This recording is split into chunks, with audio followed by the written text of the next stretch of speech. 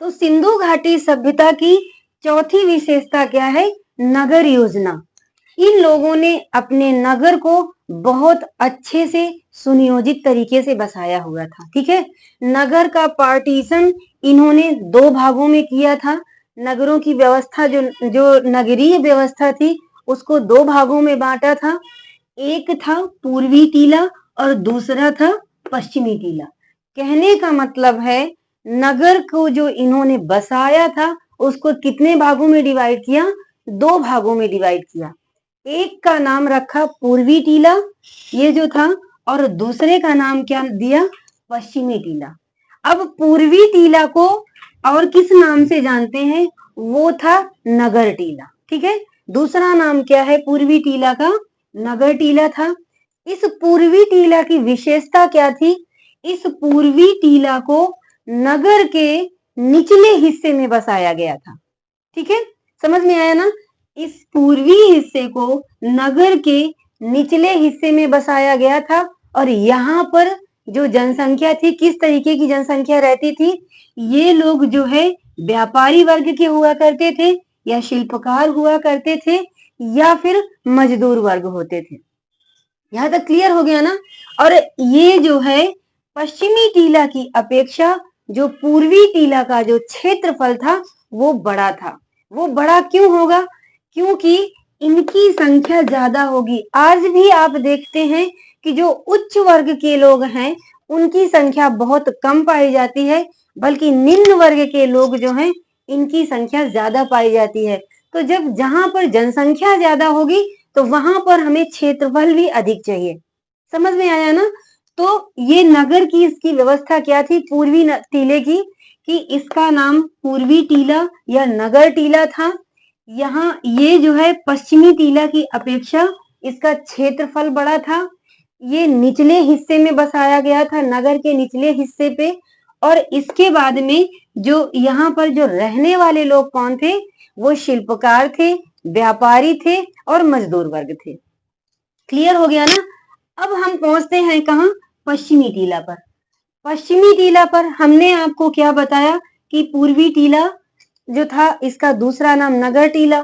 वहीं पर जो पश्चिमी टीले का जो दूसरा नाम था उसको हम किस नाम से जानते हैं? गढ़ी टीला या सिटाडिल। क्या था? गढ़ी टीला या सिटाडिल। क्वेश्चन आता है कि गढ़ी टीले का दूसरा नाम क्या है? तो बच्चों आप लोगों को तीनों जो नाम है उसको अपने संज्ञान में रखना होगा कि पश्चिमी टीला को गढ़ी टीला भी कहते थे और सिटाडिल भी कहते थे। ठीक है, यहां तक क्लियर हो गया? पूर्वी टीला निचले नगर के निचले हिस्से में बसाया गया था, वहीं पर पश्चिमी टीला नगर के जो ऊंचे हिस्सा था उसमें बसाया गया था। समझ में आया ना? ये कहां पर? ये जो ऊंचाई वाला हिस्सा था इसको बसाया गया था। यहां तक क्लियर हुआ? अब देखिए जो जो पश्चिमी टीला था, इस पश्चिमी टीला को रक्षा प्राचीर से घेरा गया था। ये जो नगर था इसके आसपास रक्षा प्राचीर बसाई गई थी। आप कहेंगे रक्षा प्राचीर क्या होता है? रक्षा प्राचीर ये होता है कि ये जो पश्चिमी टीला बसा हुआ था, इस पश्चिमी टीला के आसपास ऊंची ऊंची दीवार बनाई गई थी। तो इतिहासकारों ने ये अनुमान लगाया है कि यहाँ पर पुरोहित वर्ग एवं शासन प्रशासन में भाग लेने वाले उच्च वर्ग के लोग रहते थे। तो यहाँ पर किसी तरीके से बाहरी लोगों का क्या ना हो सके, अटैक ना हो सके। तो इन लोगों को सुरक्षित रखने के लिए इसमें क्या बनाया गया है? पश्चिमी टीला पे रक्षा प्राचीर बनाई गई थी। समझ में आ गया ना? यहाँ तक क्लियर हुआ? अब इस तरह से क्वेश्चन पूछता है कि जो सिंधु घाटी की सभ्यता है तो रक्षा प्राचीर किस दुर्ग पर बनाया गया था? तो वो आपका आंसर क्या होगा? पश्चिमी टीले पर बनाया गया था। क्या? रक्षा प्राचीर। इसमें कोई भी रक्षा प्राचीर नहीं थी। ठीक है, अब ये क्यों बनाया गया था? इसको अब आपके मन में भी ये क्वेश्चन आ रहा होगा कि आखिरकार ये ऊंचाई वाले हिस्से पर क्यों बनाया गया था? तो इतिहासकारों ने अनुमान ये लगाया है कि ये निचला हिस्सा था और ये उथला हिस्सा था। तो अगर बाय द वे जैसे कभी बारिश हुई या बाढ़ की व्यवस्था बनी, तो उससे होता क्या था कि जब कभी अगर बाढ़ आ जाती थी, तो यहाँ से लोगों को निकाल करके ऊंचे जो ऊंचाई वाला हिस्सा था, वहां पर पहुंचा दिया जाता होगा। तो इसलिए और मेन चीज जो हमेशा के लिए जो सुरक्षित रखने के लिए बनाया गया था, तो वो मेनली किसके लिए था? उच्च वर्ग के लोगों के लिए बनाया गया था। तो आई होप ये आपको नगर टीला जो नगर योजना है, ये आपको समझ में आ गया होगा कि उसको किस तरह से पार्टीशन किया गया है। अब हम पहुंचते हैं कहाँ? इस नगर की योजना के अंतर्गत ही जो है नालियों की उत्तम व्यवस्था भी आती है और सड़कें किस तरीके से डेवलप की गई हैं, ये भी आता है। तो नालियों की उत्तम व्यवस्था में इन लोगों की नालियां बहुत ही उत्तम तरीके की थी। कभी जैसे आज के टाइम पर है, चाहे जितने बड़े महानगर हों, लेकिन अगर बारिश आ जाती है तो फिर भी बाढ़ सी आ जाती है। लेकिन उस टाइम में इन लोगों की जो नालियां थी, इतने उच्च कोटि की थी, ऐसे बनाया गया था कि यहाँ पर जो पानी का जो निकास की व्यवस्था थी, वो बहुत आसानी से जो है चाहे जितना बारिश हो या बाढ़ हो, पानी जो है बहुत आसानी से निकल जाता था। ठीक है। अब कहाँ पहुंचते हैं? सड़कें। सड़कों में हम पहुंचते हैं, तो सड़कों के अंतर्गत सड़कें भी इन्होंने जो है बहुत उच्च कोटि की बना रखी थी। सड़कें इन्होंने किस आधार पर बनाया था? ग्रिड पद्धति के आधार पर। ठीक है। कौन सा होगा? ग्रिड पद्धति के आधार पर। ग्रिड, अब आप पूछेंगे ग्रिड पद्धति क्या होती है? ग्रिड पद्धति होती है कि जो है कोई जैसे आज के टाइम पर चौराहा है, एक सड़क दूसरी सड़क को काटते हुए, जैसे देखिए मैंने आपके सामने ये चित्र बनाया हुआ है, ये सड़क एक इधर से आ रही है और ये एक इधर से आ रही है, ये दोनों एक दूसरे को समकोण पर काटती हुई, तो ये जो समकोण पर जो काट रही हैं, इसी को हमने नाम क्या दे दिया? ग्रिड पद्धति। ठीक है। क्वेश्चन आता है कि सिंधु घाटी सभ्यता की जो सड़कें थी, उनको किस आधार पर, किस पद्धति के आधार पर बनाया गया था? तो आपका आंसर होगा ग्रिड पद्धति के आधार पर। पूछता है ग्रिड पद्धति क्या थी? तो सड़कों जो दो सड़कें एक दूसरे को समकोण पर काटती थी, तो ये कौन सी व्यवस्था थी? ग्रिड पद्धति थी। इतना क्लियर हुआ? अब इसके बाद में जो सड़कों में दो तरीके की सड़कें थी, एक थी मुख्य सड़क होती थी और दूसरी कौन सी होती थी? सहायक सड़क होती थी। मुख्य सड़क की जो चौड़ाई हुआ करती थी, वो 10.5 मीटर थी। कितनी थी? 10.5 मीटर। और जो सहायक सड़क होती थी, उसकी चौड़ाई कितनी होती थी? 3 मीटर होती थी। तो ये क्या आया?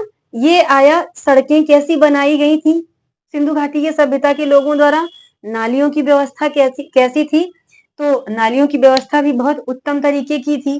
तो एक इतिहासकार हैं गार्डन चाइल्ड महोदय, इन्होंने जब यहाँ पर सर्वे किया और देखा, उनको ये इनके मन में आया कि मतलब उस समय के लोग इतना डेवलप थे कि आज भी वो सिविलाइजेशन इतना डेवलप नहीं हो पाई है प्रेजेंट महानगरों में, बहुत समानता पा रहे हैं। तो इसलिए इन्होंने जो है क्या नाम दे दिया?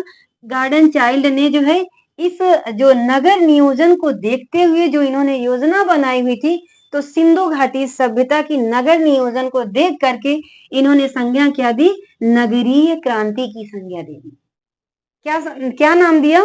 कि जो सिंधु घाटी की सभ्यता थी, वो एक नगरीय क्रांति थी, एक तरीके से डेवलप की क्रांति सी आ गई थी। कहां पर? सिंधु घाटी की सभ्यता में। क्लियर हो गया ना? अब इसके बाद में क्या आता है? 7वें नंबर पर हम पहुंचते हैं विशाल अन्नागार पर। सिंधु घाटी के सभ्यता के लोगों द्वारा एक बहुत बड़ा विशाल अन्नागार पाया गया है, जिसमें कि कृषक वर्ग लोग क्या करते थे कि अपने अनाजों को इस अन्नागार में प्रिजर्व करके रखते थे, जो कि बहुत बड़ा अन्नागार था अपने आप में। ये एक जो सिंधु घाटी सभ्यता की विशेषता, जो सिंधु घाटी सभ्यता की में जो अन्नागार पाया गया, ये अपने आप में सिंधु घाटी सभ्यता की बहुत बड़ी विशेषता है। दूसरा क्या, 8वां नंबर क्या आता है? विशाल स्नानागार। यहाँ पर बहुत बड़ा स्नानागार पाया गया है, जिसमें कि ये अनुमान लगाया जाता है कि यहाँ पर जब कोई बहुत बड़ा ओकेजन होता था, तो इसमें जो है सिंधु घाटी सभ्यता के लोग आकर के क्या करते थे, यहाँ पर नहाते थे, विशेष ओकेजन पर, डेली नहीं। और इन विशाल स्नानागार के अंतर्गत जो है अन्य छोटे छोटे भी बाथरूम पाए गए हैं, जिसमें कि जब वहां पर मान लो कोई ओकेजन होता था तो जाहिर सी बात है भीड़ लगती होगी, तो वहां की व्यवस्था अव्यवस्थित ना हो पाए, इसलिए इसके पास में भी छोटे छोटे स्नानागार भी बनाए गए हैं। ठीक है, अब हम कहाँ पहुंचते हैं, सैंधव सभ्यता की कला। सैंधव सभ्यता के लोगों के अंदर क्या कला थी, बहुत कूट कूट करके इन लोगों के अंदर कला भरी हुई थी। तो वो कला कौन सी थी, इनको इनको किस किस किस कला की जानकारी थी, तो सबसे पहले तो जो इनकी जो कला थी वो भी बहुत उच्च कोटि की थी। इनको जानकारी कौन कौन सी किस किस चीज की थी, तो सबसे पहली चीज तो मूर्ति कला के बारे में ये बहुत अच्छी जानकारी रखते थे। मूर्ति कला के अंतर्गत ये लोग दो तरीके से मूर्तियां बनाते थे। वो दो तरीके से मूर्तियां कैसे बनाते थे, एक आता है चिकोटी पद्धति के माध्यम से, और दूसरा कौन सा आता है, मधुच्छिष्ट पद्धति के माध्यम से। अब आप पूछेंगे मैम ये जो चिकोटी पद्धति है ये कौन सी मूर्ति कला है भाई, तो चिकोटी पद्धति का मतलब होता है कोई मिट्टी ले करके उसको हाथ से ऐसे करके उसके कान बना देना, और हाथ के द्वारा ही उसकी नोज बना देना, किसी चीज को नोज को उभार देना। तो हाथ से जो बनाया जाता था इस तरीके से ऐसे करके, मतलब अगर आप कोई मिट्टी लेंगे और ऐसे दबाएंगे, मान लो आपने कोई मिट्टी लिया, उससे किसी व्यक्ति को बनाना चाहते हैं, अगर आपको ईयर बनाना है तो आप ऐसे ऐसे करके उसको दबा देंगे तो उसका ईयर बन जाएगा। नोज उभारनी है तो इस तरीके से थोड़ी मिट्टी कर देंगे तो उसकी नोज बन जाएगी। तो ये क्या थी, जो हाथ से ये लोग बनाते थे जिस मूर्ति को, तो उसको क्या हमने इन लोगों ने नाम, इतिहासकारों ने क्या नाम दिया है, चिकोटी पद्धति। ठीक है, और मधुच्छिष्ट पद्धति, मधुच्छिष्ट आप कहेंगे मधुच्छिष्ट पद्धति क्या है, तो जो मधुच्छिष्ट पद्धति थी तो उसके अंतर्गत ये लोग क्या करते थे कि एक सांचा तैयार करते थे।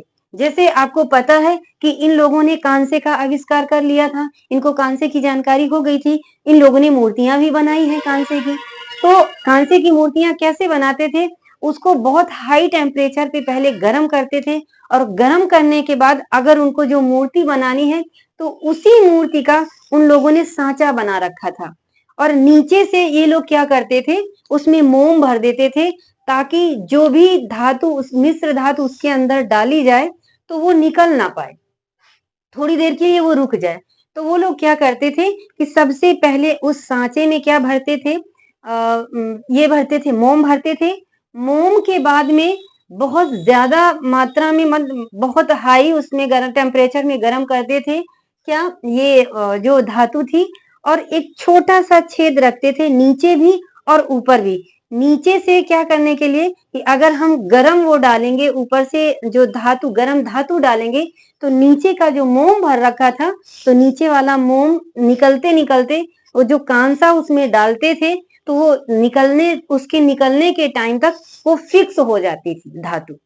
और जब वो ठंडी हो जाती थी तो क्या कहते थे, वो फिक्स हो जाती, जब फिक्स हो जाती थी उस सांचे को हटा लेते थे और एक बहुत बेहतरीन तरीके की मूर्ति तैयार करते थे। ठीक है, तो ये हमने बताया कि इनकी मूर्ति कला के अंतर्गत इनको कितने तरीके की मूर्तियां बनाने की जानकारी थी, दो तरीके से, एक चिकोटी पद्धति द्वारा और दूसरी किस पद्धति द्वारा, मधुच्छिष्ट पद्धति के द्वारा। अब हम पहुंचते हैं कहाँ, आभूषण। इस सभ्यता के लोगों को आभूषण भी बनाने की जानकारी थी। और इसके बाद में क्या आता है, मुद्रा एवं मुहर।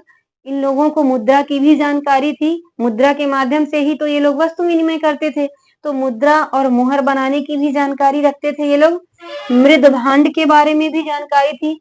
आपका क्वेश्चन होगा मृद भांड क्या है। मृद भांड जो मिट्टी के बर्तन इन ये लोग बनाते थे उसको इतिहासकारों ने नाम क्या दिया है, मृद भांड। तो ये लोग मिट्टी के भी बहुत उच्च तरीके के बर्तन बनाने लगे थे। ठीक है, अब आते हैं कहाँ, बाट माप। बाट माप के बारे में भी ये जानकारी रखते थे। ठीक है, बाट माप के बारे में भी इनको जानकारी थी। फिर धातु का भी ज्ञान था। धातु का ज्ञान कैसे था भाई, उन्होंने मिश्रित धातु यूज किया था ना, तांबा और टिन को मिला करके इन्होंने कांसा बनाया था, तो इस तरीके से इनको धातु का भी ज्ञान था। इनको लिपियों का भी ज्ञान था। हमने बताया ना कि सिंधु घाटी की सभ्यता के लोगों की लिपि तो मिली है लेकिन पढ़ी नहीं गई है, और इनकी लिपि कैसी थी? भाव चित्रात्मक थी। ठीक है, कि इतिहासकारों ने नाम क्या दिया है इनकी लिपि को?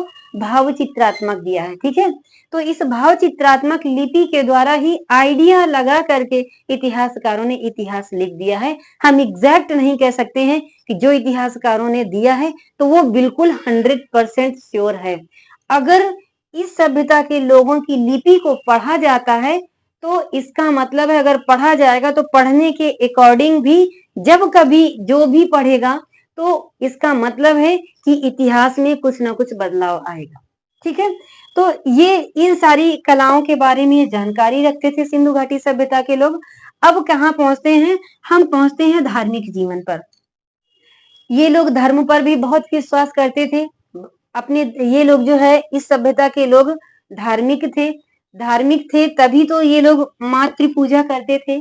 जो महिलाओं की स्थिति इन लोगों के समय में बहुत अच्छी थी और महिलाओं को एक देवी का स्वरूप मानते थे। ठीक है, और यहाँ की व्यवस्था कैसी थी? मातृसत्तात्मक थी। मातृसत्तात्मक का मतलब होता है कि परिवार की जो मुखिया होती थी वो घर की सबसे बड़ी या बुजुर्ग महिला हुआ करती थी। ठीक है, तो ये लोग जो है मातृ पूजा पर भी विश्वास करते थे।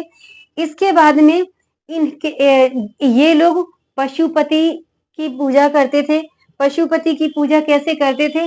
सिंधु घाटी की सभ्यता में एक हमें सील प्राप्त हुई है। क्या प्राप्त हुई है?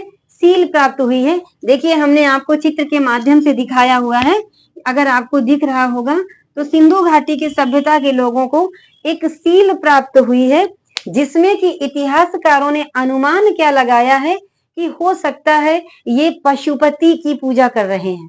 पशुपति मतलब एक सील प्राप्त हुई है, तो उस सील में इस तरीके की जो है, इस तरीके की चौकोर तरह की इन्होंने सील प्राप्त की है, और उस सील के बीचों बीच जो है एक योग करता हुआ एक योगी योगासन की मुद्रा में बैठा हुआ ये योगी दिख रहा है। ठीक है, इस योगी के सर में जो है क्या है? सींग है, और इस योगी के नीचे दो हिरण, इसके नीचे दो हिरण दिए हुए हैं। ठीक है, और जो हिरण दिए गए हैं तो ये इस तरफ का, बाईं तरफ का जो हिरण है तो वो खंडित अवस्था में पाया गया है। यहाँ पर इस सील से संबंधित कम से कम 10 से 15 क्वेश्चन बनते हैं।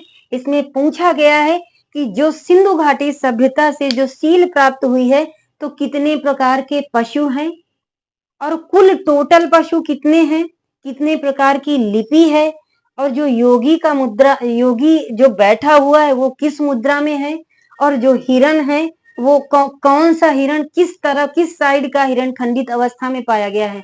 तो इसको आपको बहुत ध्यान देने की जरूरत है कि ये जो सील प्राप्त हुई है तो उस सील में नीचे, योगी के नीचे जो है दो हिरण बने हुए हैं। ठीक है, इसके बाद में इसके दाएं साइड में हाथी और बाघ है। ठीक है, हाँ, इसके दाएं साइड में जो है हाथी और बाघ है, और दूसरे साइड में क्या है? गैंडा और भैंसा है। ठीक है, तो इसमें हम ये किस लिए बता रहे हैं? क्योंकि यहाँ से आपके क्वेश्चन बनने वाले हैं। और ये तो दाहिने और बाएं की बात हो गई, ये जो इसके ऊपर का पार्ट है तो ये इसमें 1 2 3 4 5 6 7 तरीके की लिपि पाई गई है।